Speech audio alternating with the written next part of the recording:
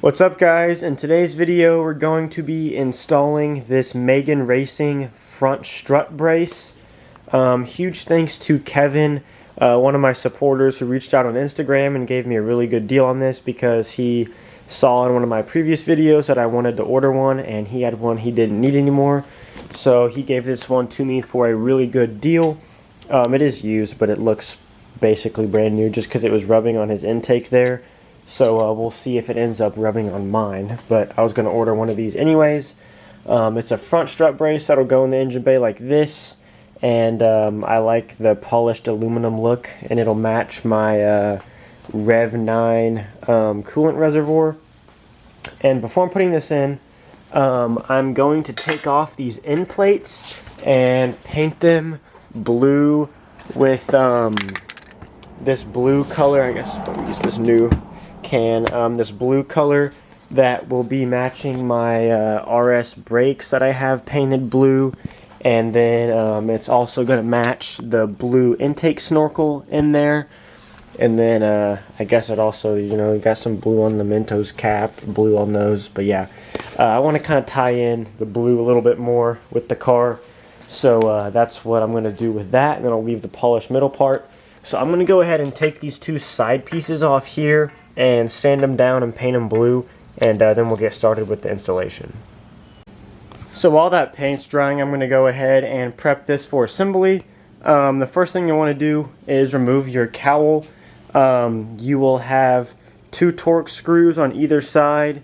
There's clips in the middle here, and normally if you lift up these covers you'll have two 10mm bolts there that will disconnect this, but I removed my cowl from under there, so I don't have those. You'll also have to remove your wipers, but a little trick I recommend is just cut a slit in your cowl like I've done here, and then every time you remove your cowl you don't have to remove your wipers, because messing with the wipers is a huge pain. So if you cut a slit in it, you can still get it out without having to remove your wipers. So that's what I do.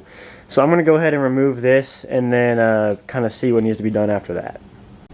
Okay, so the paint is dry enough and I went ahead and bolted it back together.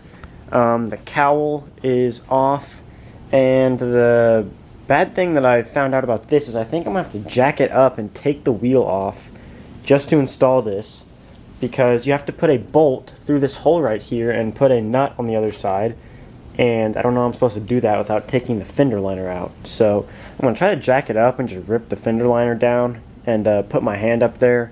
And I'll probably slice my arm up, but I'd rather do that than jack it up and take the wheel off. So I'm going to go ahead and set that up in there and take off these bolts from the strut and at least get it in with those bolts. Oh my gosh, that June bug just landed on my arm and actually scared me. Okay, anyways, back to the video.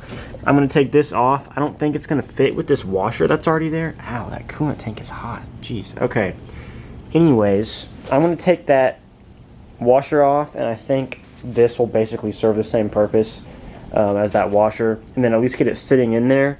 And then once I got that, I'll be able to try to wiggle those bolts up through there. And then also this little metal spacer has to go underneath there. So I'm going to go ahead and get this in there and kind of get it situated and see how everything is supposed to fit. So I got it installed, but that is not without complication, just like the Rev 9 coolant reservoir. The fitment is not that great. I would say don't buy this because you can see there's the stud there with this one bolted in. It doesn't even align. But also, if you have an aftermarket intake, it rubs. So you can see I have a little bit of space because I stacked 3 extra washers underneath there and then bolted it on. So at this point, I'm thinking it's kind of just a for looks thing. It might stiffen up the chassis a little bit, but I highly doubt this one bolt is going to be stiffening the chassis. So eventually my goal will be to replace this. I mean, it still feels super solid, but I mean, what does that mean? But I was able to just reach up in there. You don't have to take the fender liner out, actually. You just reach up in there by the strut with the car jacked up and the wheel turned, and you can get that nut in there super easily and it's bolted in, and then I tightened it all up. So I'm going to wipe all my fingerprints off the aluminum and get the cowl put back on, and then we'll see what it looks like. So here it is installed.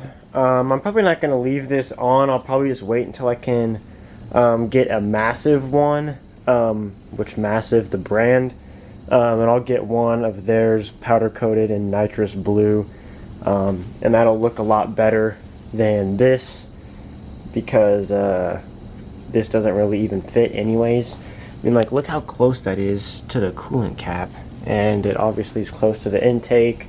It pushes the cowl up, so the cowl doesn't really fit perfectly, but I don't really want to go to the trouble of uninstalling it, so it's just going to stay in there for right now until I get another one.